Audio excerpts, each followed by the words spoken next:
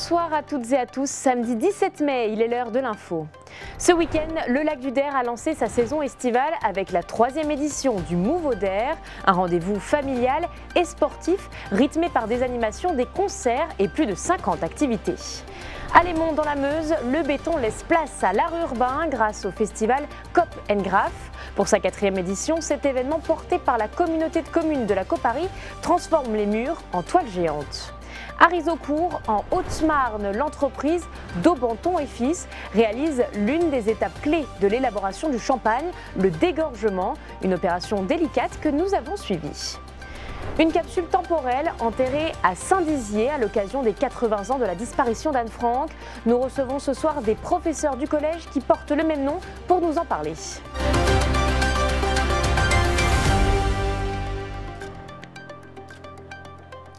Ce week-end, le Lac du Der a vibré au rythme de la 3e édition du festival Move au Der, un événement pensé pour marquer le coup d'envoi de la saison estivale dans la région. Il mène animations sportives, spectacles, concerts et festivités pour tous les âges.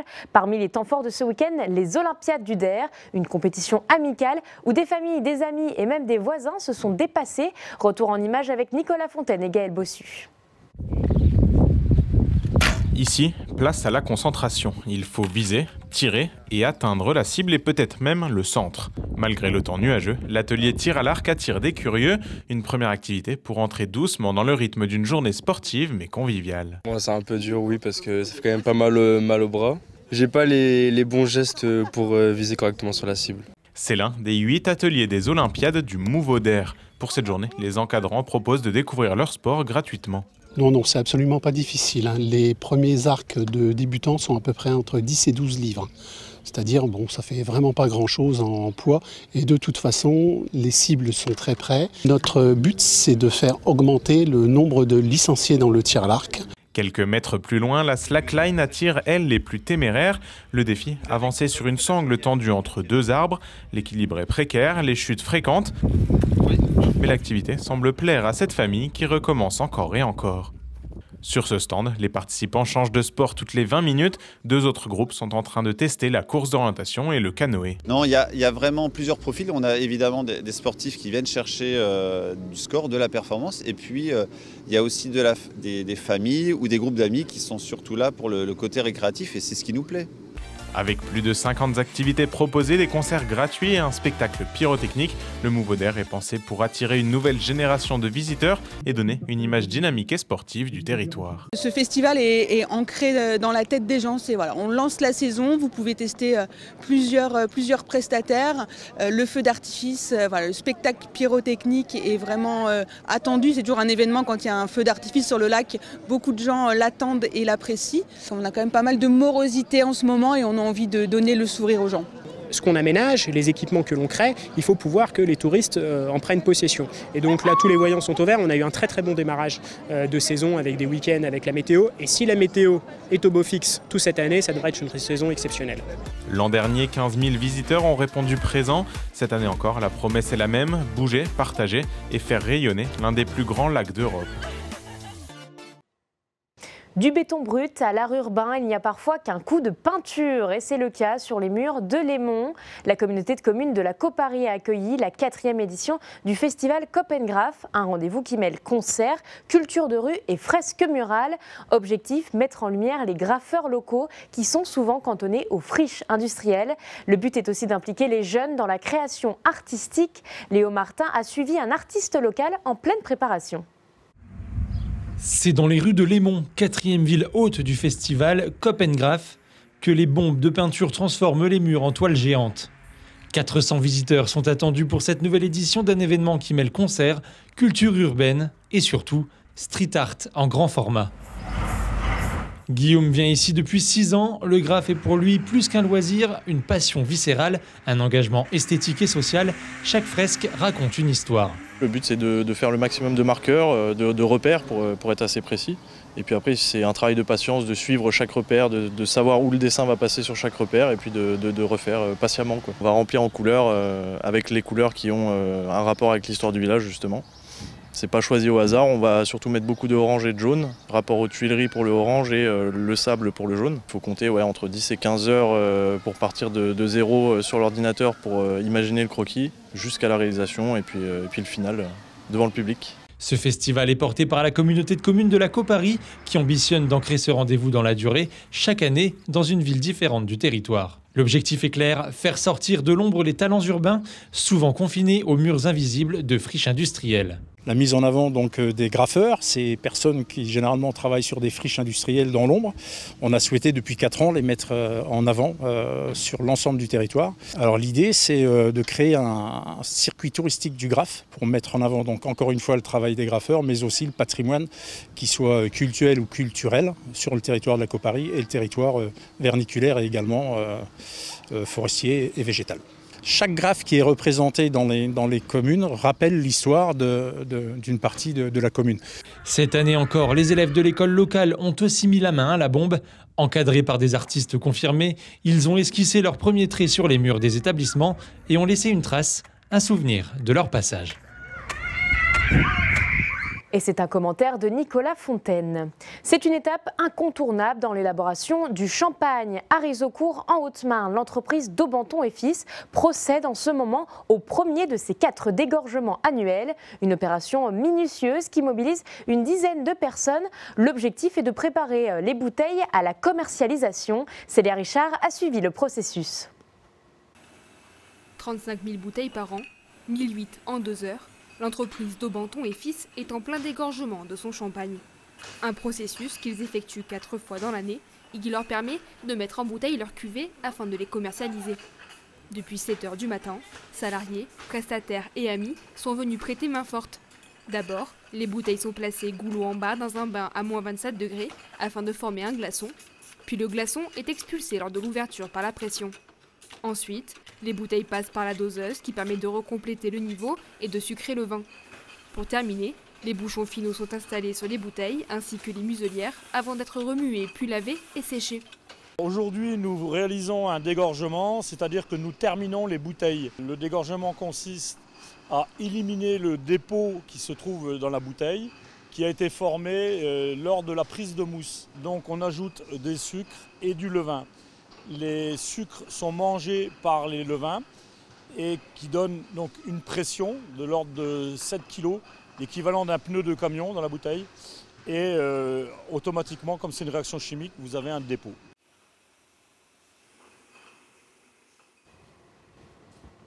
Et il s'agissait d'un publi-reportage.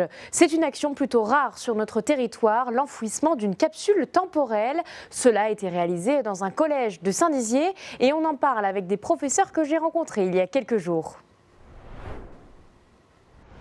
Ce soir, nous recevons 2 professeurs du collège Anne Frank de Saint-Dizier. À l'occasion des 80 ans de la disparition d'Anne Frank, l'établissement a organisé plusieurs actions de commémoration tout au long de l'année. Parmi elles, un moment fort, l'enterrement d'une capsule temporelle le 6 mai dernier. Bonsoir Laurent. Bonsoir. Bonsoir Jean-François. Bonsoir. Merci d'être avec nous. Alors, première question, pourquoi vous avez choisi de commémorer ces 80 ans de cette façon-là, avec cette capsule ? Tout simplement parce que c'est le fruit en fait, d'une discussion entre mes collègues d'histoire géo, notamment Laurent, puisqu'on avait parlé justement que cette année 2025, ça correspondait justement aux 80 ans de la disparition d'Anne Frank, et notre collège s'appelle donc Anne Frank. Et on avait justement émis l'idée de commémorer sa disparition.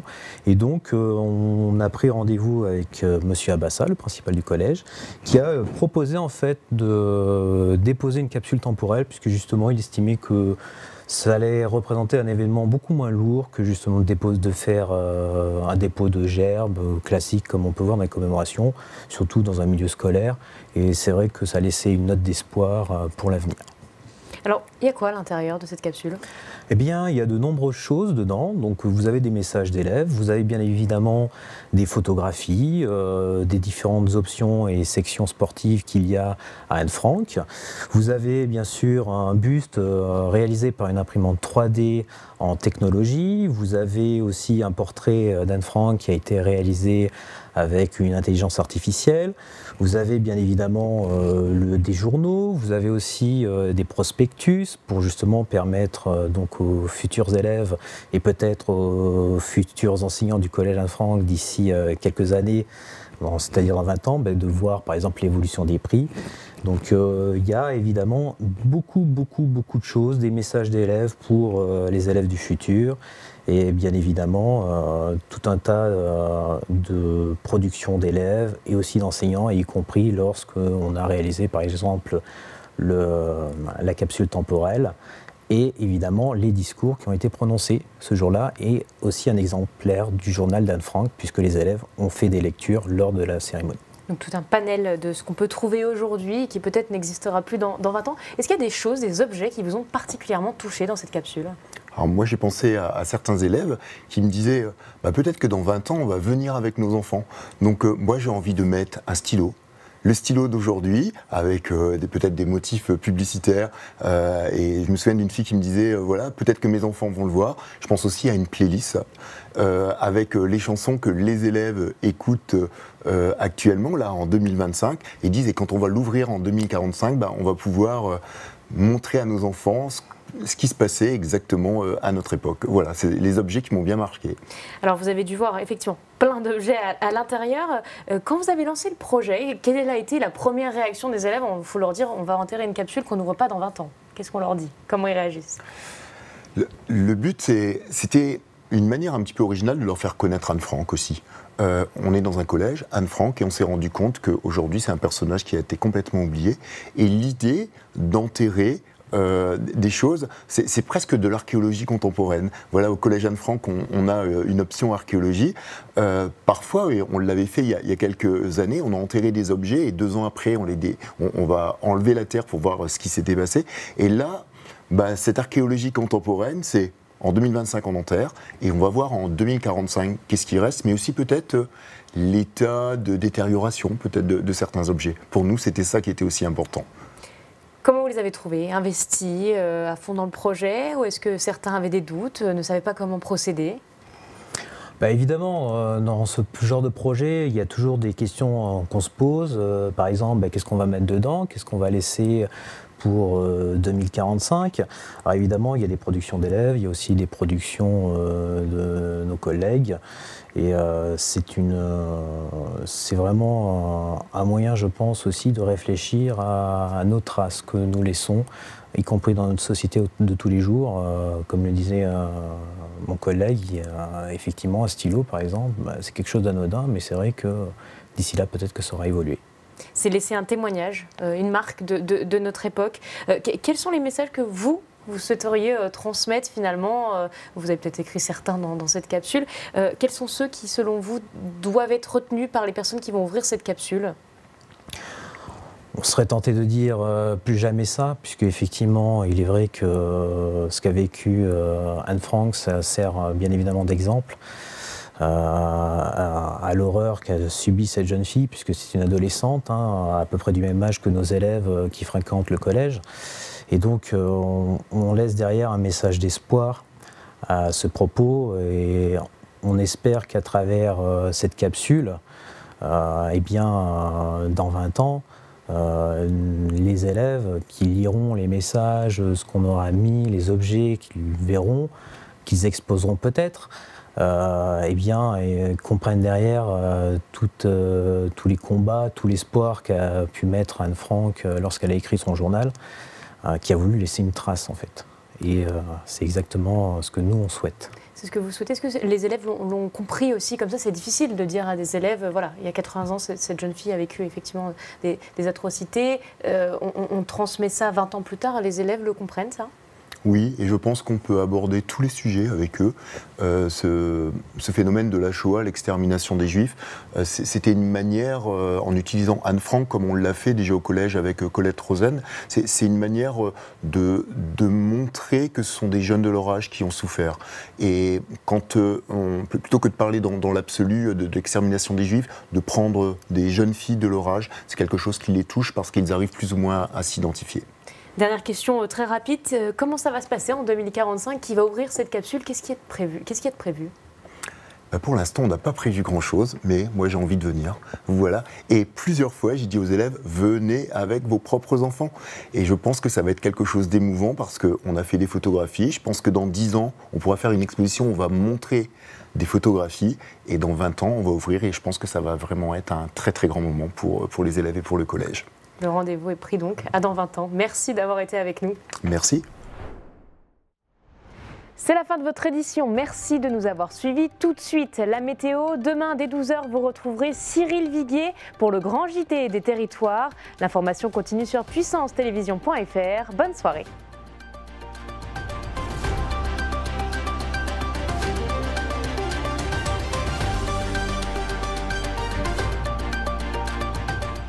Toute l'actualité en continu à retrouver sur notre site internet et notre application mobile.